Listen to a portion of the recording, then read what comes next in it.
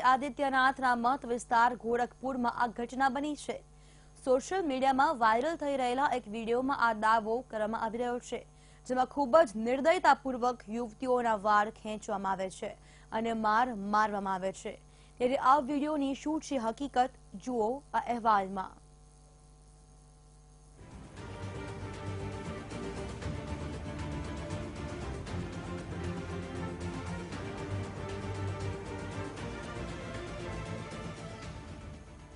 શું UP police દ્વારા યુવતીઓની કરવામાં આવી પીટાઈ?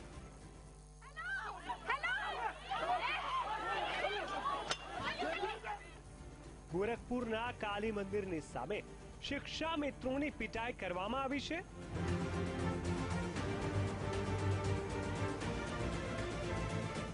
યોગી આદિત્યનાથના મત વિસ્તાર ગોરખપુરમાં થયો આ અત્યાચાર।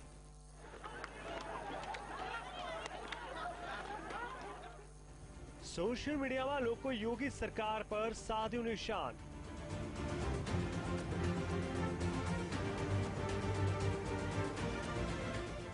वायरल થઈ રહેલા વિડિયોની શું હકીકત?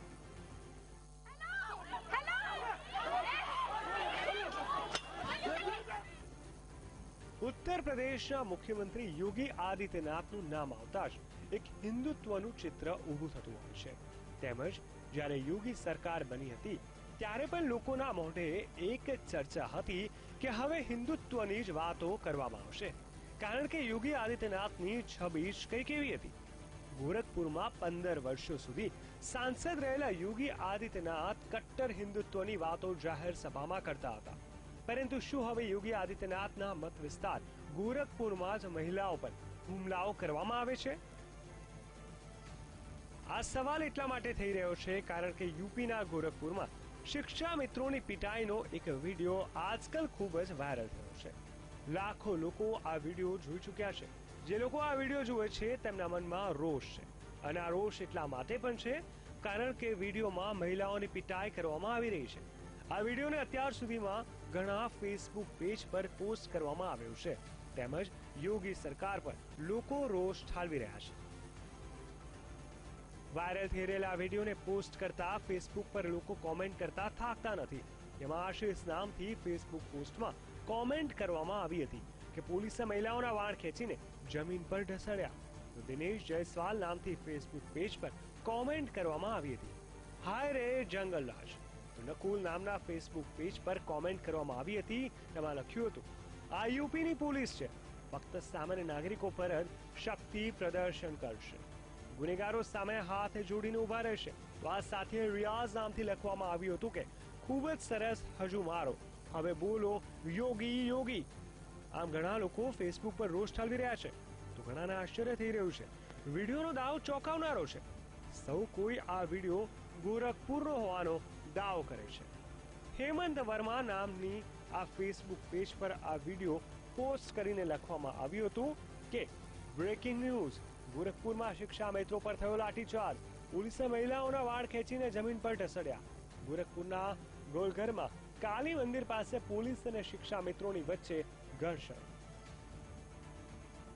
જો કે આ વિડીયોને લઈને અમુક સવાલ પણ થઈ રહ્યા છે કે શા માટે પોલીસે લાઠીચાર્જ કર્યો?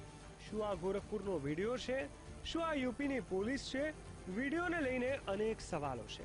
ત્યારે વાયરલ થઈ રહેલા વિડીયોની પડતાલ વીટીવી દ્વારા કરવામાં આવી હતી, તેમજ વાયરલ થઈ રહેલા વિડીયોની હકીકત શું છે તે જાણવાનો પ્રયાસ કરાયો હતો।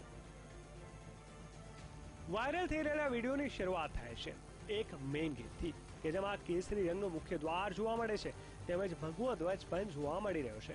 કદાચ આ દ્રશ્યો જોઈને જ ઘણા લોકો માનતા હશે કે આ કાલી મંદિરનો વિડીયો હશે, અને ત્યારે જ પોલીસ દ્વારા કરવામાં આવેલા લાઠીચાર્જના દ્રશ્યો જોવા મળે છે। વિડીયો આગળ વધે છે અને કેસરી રંગનો ગમછો પહેરેલો એક યુવક પોલીસના હાથે ઝડપાઈ જાય છે અને તેના પર પોલીસ તૂટી પડે છે।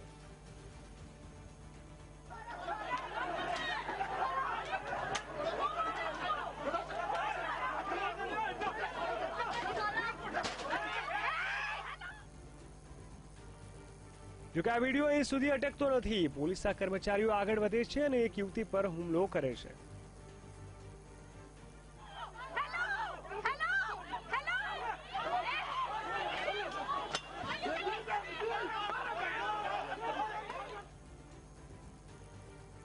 40 સેકન્ડના વિડીયોમાં ચોતરફ અફરાતફરીનો માહોલ જોવા મળે છે તેમજ લોકોની ચીખ સાંભળી શકાય છે.